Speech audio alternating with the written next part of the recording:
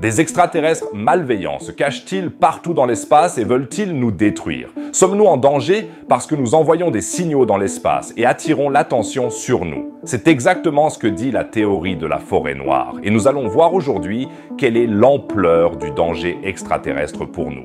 Reste donc absolument jusqu'à la fin et si tu l'apprécies, je me réjouis galactiquement d'un pouce vers le haut et d'un commentaire pour l'algorithme de YouTube. Merci à tous et bienvenue.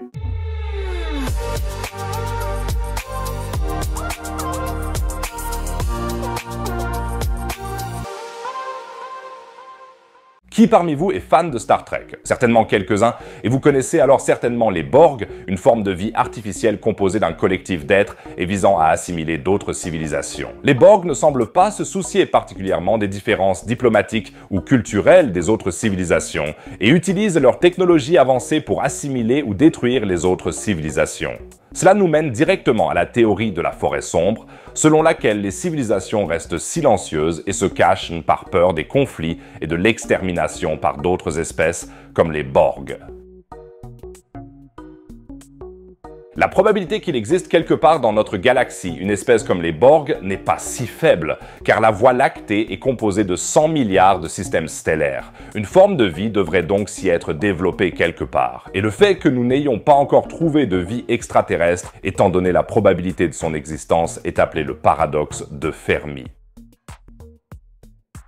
Ou, pour le dire autrement, le paradoxe de Fermi est la contradiction apparente entre la forte probabilité de la présence de vie extraterrestre dans l'univers et l'absence de preuves évidentes de son existence. Et c'est là que la forêt sombre entre en jeu comme réponse, et je te le dis tout de suite, ça va être effrayant.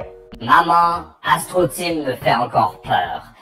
La théorie de la forêt obscure dit qu'il y a beaucoup de civilisations intelligentes dans l'univers, mais que celles-ci restent silencieuses et se cachent par peur des conflits et de l'extermination par d'autres espèces, comme dans une forêt obscure où il vaut mieux rester très calme parce qu'on sait qu'un chasseur mortel est en route. Comme dans le film Predator. Star Trek Predator, voyons combien d'allusions à la culture populaire je peux encore trouver dans cette vidéo.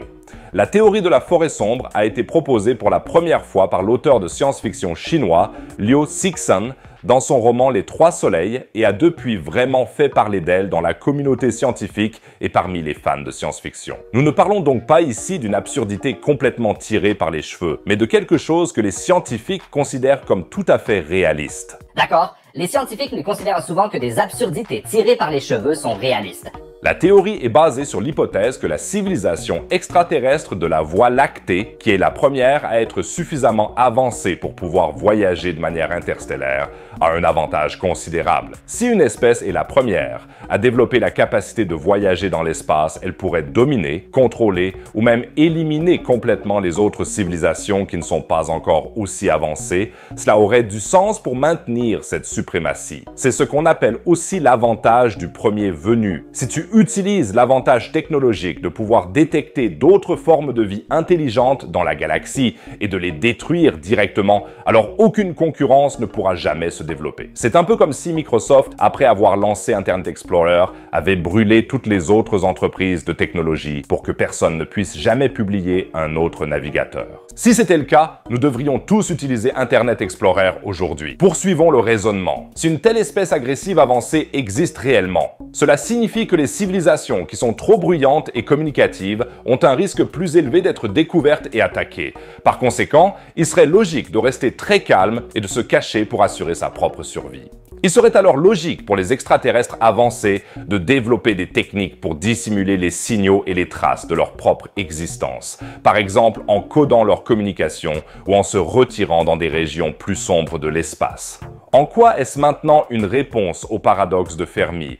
Eh bien, cela voudrait dire que la Voie lactée est pleine d'extraterrestres, d'espèces extraterrestres et de civilisations, mais ils se cachent et sont silencieux. Et c'est pourquoi nous n'avons pas encore trouvé de signe d'eux, car ils ne veulent pas être découverts par l'espèce Predator. La Voie lactée serait alors une forêt sombre. Et impossible à détecter, les espèces extraterrestres se cachent partout dans la jungle galactique. De mon point de vue, ce n'est absolument pas irréaliste. L'histoire de l'humanité nous apprend que les progrès technologiques ont souvent été utilisés pour conquérir conquérir, asservir et dominer des populations plus primitives, opprimer les autres. Nous savons aussi que se cacher est une pratique répandue, stratégie de survie dans la nature. Si tu combines tout cela et que tu l'appliques à l'échelle galactique, la forêt sombre semble réaliste. Est une bonne idée. J'aimerais connaître votre opinion.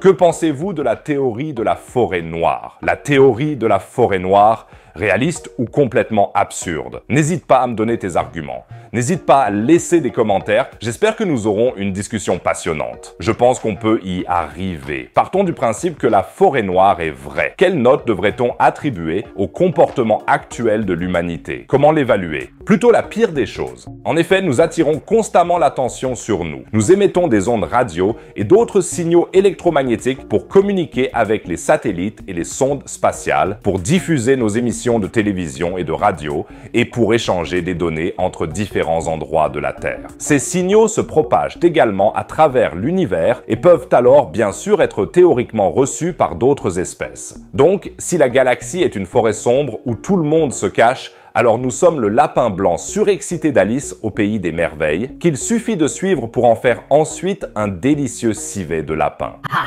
je savais bien que j'aurais une autre référence à la culture pop dans la vidéo. Si tu prends la forêt sombre au sérieux, c'est dangereux. Et il existe même une échelle pour le mesurer, l'échelle de Saint-Marin, nommée d'après l'état nain de Saint-Marin où elle a été développée. L'échelle de Saint-Marin mesure la dangerosité des signaux que nous envoyons dans l'espace. Donc si nous envoyons notre soap opéra préféré dans l'espace, ce serait un 1, la valeur la plus basse de l'échelle, parce qu'aucun être vivant raisonnable dans l'univers ne voudrait s'approcher d'une planète qui produit de telles émissions. Si nous envoyons un message à tous les milliards d'exoplanètes de la galaxie avec le contenu suivant, nous avons super beaucoup de matières premières, nous sommes suicidaires et nous voulons être exterminés, alors ce serait un 10 sur l'échelle de San Marino. Comment devons-nous nous comporter face à l'existence potentielle de la forêt noire? Perfidement, c'est ce qui est toujours montré en exemple dans Star Trek, qui pourrait nous être fatal. Un message important dans Star Trek est l'idée de la diplomatie et de la cohabitation pacifique entre les différentes espèces. Dans la série,